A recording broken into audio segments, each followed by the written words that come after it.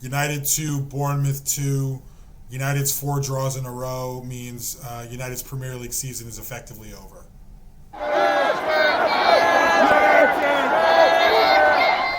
What are we even doing here? Like, honestly, on a day where Spurs were waxed 4-0 by Newcastle, Arsenal are playing Villa tomorrow. Arsenal's going for a title. Villa have a Europa League game midweek, so they have something else to play for. United were really, even though we've had not great results the last 3 matches, we still have a chance to play our way into these Champions League spots. And with the next 4 matches, or this match and the 3 matches after that, United really had a great schedule to make up some ground and try to sneak into Champions League. But how did United respond to that? With probably the worst first half that we've had all season. Bournemouth came out and literally punched United in the mouth, and if it wasn't for a few key saves from Onana, could have gone in 3-0, 4-0. But of course, that's what United do. Every time there's a little bit of positivity or, a little bit of a chance for them to show some resilience and come together and show some grit, they end up coming up short. First key takeaway, United didn't lose, but the performance almost made it feel like a loss. The way that we've played this season, we started out with a specific strategy, and then that strategy has had to change because of personnel changes and the lack of players available to Ten Hag. But at the same time, we haven't looked cohesive in a long time. I know that when we had Lisandro Martinez and we had Shaw and Casemiro first came back, we started to look good again. We could move the ball around. We were playing sort of this high-risk style, and if teams wanted to press us, we could make them pay. What we're playing right now looks like a Frankenstein version of that. We don't have enough people who can play with the ball in the first phase of the match, or the first phase of the pitch. We're playing Wan-Bissaka out of position on left back, and it doesn't look like we could get the ball field. And when we played Arsenal, in the 3rd game of the season or whatever it was, the 4th game of the season, they were scared to push up and press us. I feel like any team is happy to press us now because they know they can catch us in possession, and all we can do is kind of hoof it long. Second key takeaway, that was arguably the worst refereeing performance I've seen all season, hands down. United had some terrible calls go against them. Bournemouth were diving left and right, especially in the second half, which I guess is expected. They had the lead, and teams like that, when they have the lead, they're going to crumple every time they feel someone touch them or whatever it is. They're going to dive every time they get an opportunity. And at the end, I'm glad that they did end up calling it a free kick, even though I thought even that was a little bit harsh, because I don't know where Kumbuala was supposed to go. He was just standing there. The guy tried to run into him, and he ended up calling it a penalty on the spot. I knew they couldn't overturn it, but I thought it was definitely outside of the box. But the worst call that I thought that we had was we had an advantage on the left-hand side. It was a throw-in that we won, and the Bournemouth player ran up and booted it where he was level with, their 6-yard box almost, and he booted it into the center circle.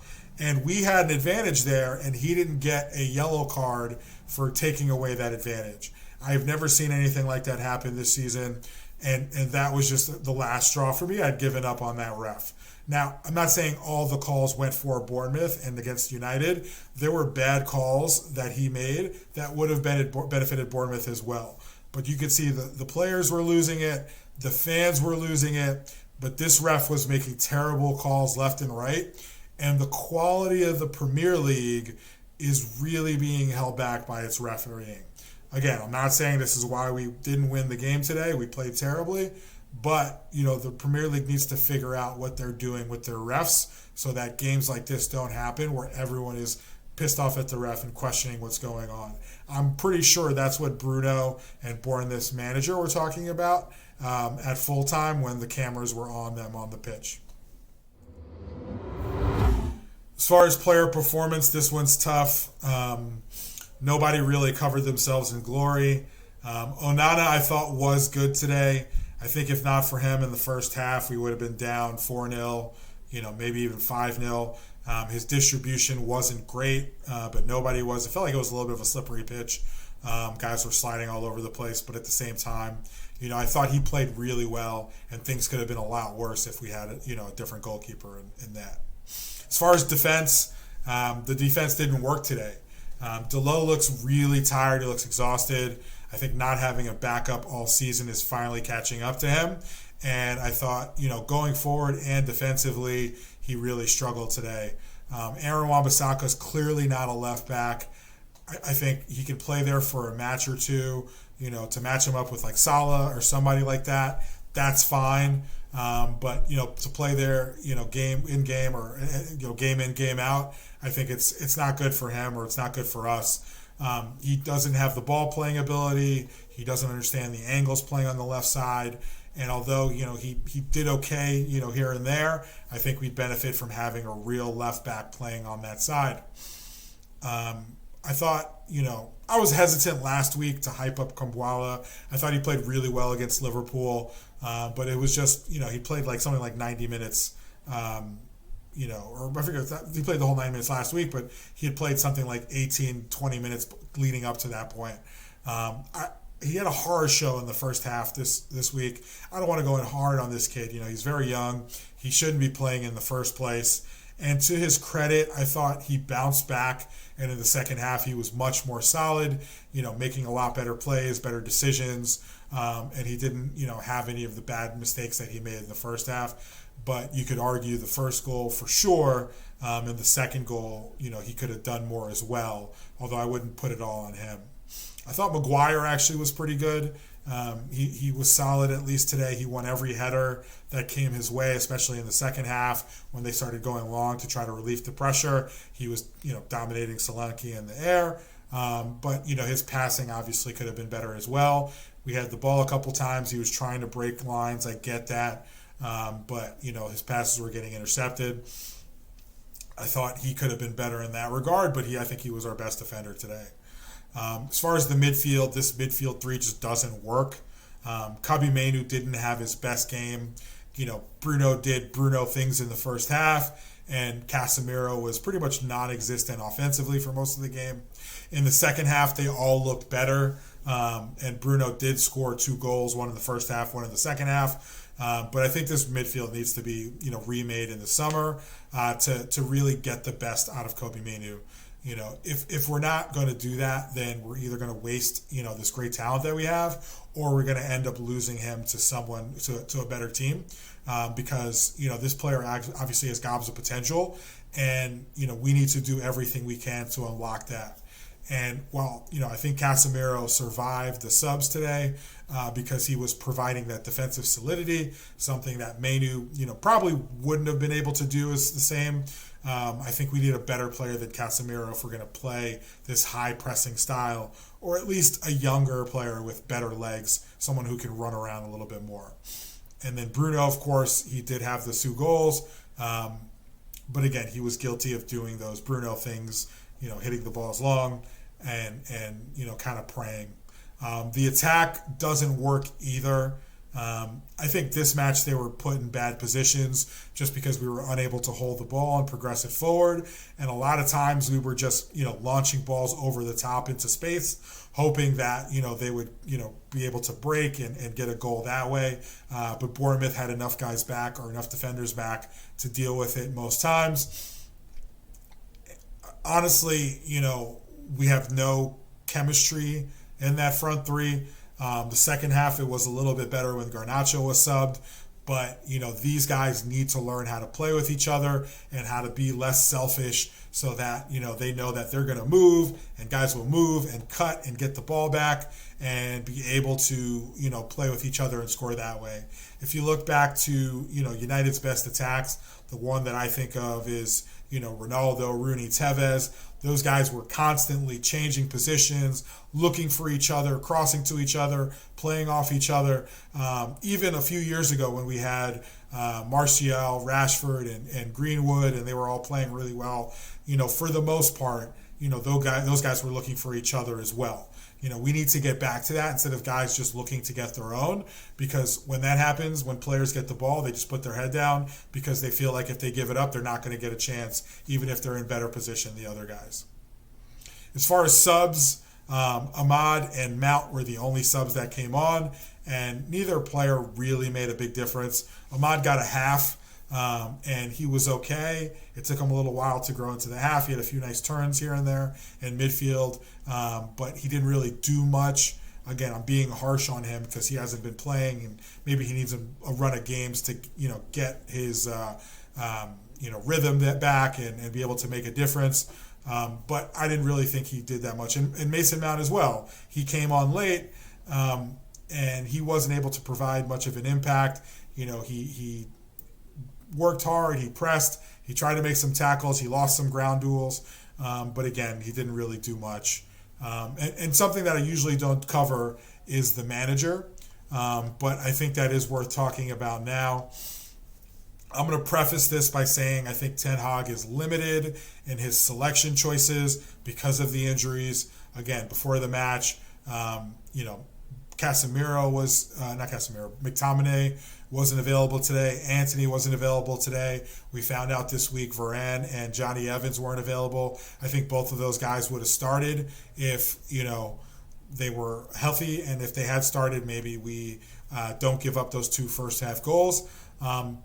But he doesn't have players like that available. We don't have a backup striker to put on if Højlund's not firing like he hasn't been the last couple of matches. We have to just play Højlund and play him back into form. And today he didn't have his preferred sub winger Antony, who's been playing well the last 3 matches, and we still don't know why, or I don't know why as when I recorded this. But at the same time, we can't go to places like Bournemouth and just get punched in the mouth every single time, right? We went to Brentford a few weeks ago, or last week, and they were just putting it on us for most of that match, especially the first half. Bournemouth today, they're putting it on us the first half, and, it takes a halftime sub and, a change for us to start to look like a normal team. Players are making bad decisions. I know Garnacho was a little bit out of position on that second goal, and Delo yelled at him, and he got subbed because of that, I think, at halftime. And maybe there was more of that going on, but it's the manager's job to put players in the right positions, and obviously something is going on here where either the tactics are too complicated or he's not getting the message across. And at this stage of the season, it's not changing. So he needs to figure out something that's going to work moving forward. 1, we need to beat, Coventry next week, and then 2, to win as many games as possible for the rest of the season so we can finish as high as possible and not end up either out of Europe or in the Conference League. United did show pride in the second half, and it doesn't feel like they've turned on the manager the same way they turned on, Ralph Rangnick in the second half of that season, the last Ollie season. Also, I think it's different because I think Rangnick had every player available to him, where Ten Hag has 4 or 5 youth players on the bench, 17-year-olds, kids, people who shouldn't play in a Premier League match unless absolutely necessary, or there's someone like Kobe Mainu who are ready, and a wonder kid like that. I think those kids are very good youth players, but they're definitely not people you would rely on. Man City wouldn't have them, Arsenal wouldn't have them. Newcastle, Liverpool, I don't think they'd be playing those players if they had, all of their players available to them. And United has been, hampered by the recruitment and injuries this year.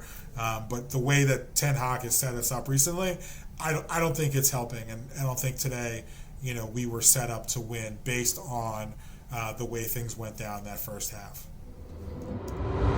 Moving forward, United have the FA Cup tie against Coventry City next weekend, which is a must win. I feel like for the manager, for Ten Hag, if we don't win that match, and not to pile any pressure on, but we should win that match. They're mid-table league championship. They're the second league in England. I feel like that's a team United should walk over. But again, we don't know what the injuries are going to look like. But even so, I think that this is a match that we have to win. And winning that match puts us back into the FA Cup final for the second season in a row and gives us a chance to win a trophy. Hopefully Chelsea can get it done against Man City and win there, because I struggle to see a way we can beat Man City.